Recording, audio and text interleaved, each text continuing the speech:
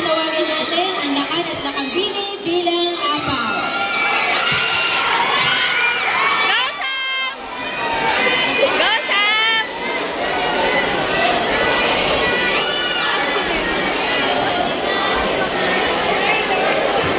Magandang umaga. Handa ka na ba lahat bilang apat? Ito ang iyong katanungan. Para sa iyo,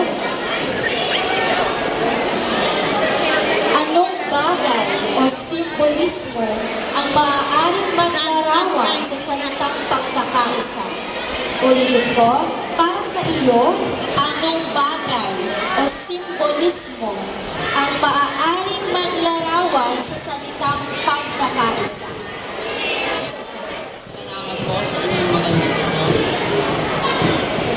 Para sa akin, ang simbolo ng pagkakaisa ay ang mga kamay na magkahawak bilang tanda ng pagtutulungan at pagmamahalan ng bawat Pilipino kahit may iba't ibang pinagmulan.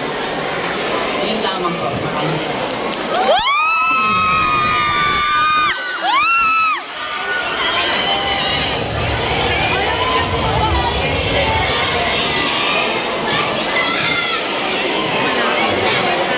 Magandang umaga, Lakambini bilang apat. Para sa iyong katanungan, gaano kahalaga ang ating mga katutubong wika upang makamit ang pagkakaisa ng ating bansa?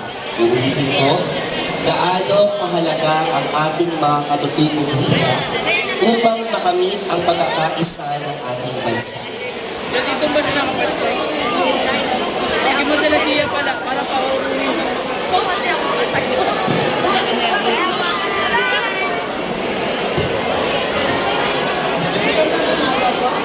po sa inyo.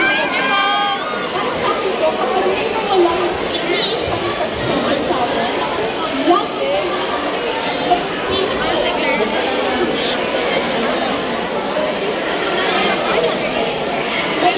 Lagi po may laman din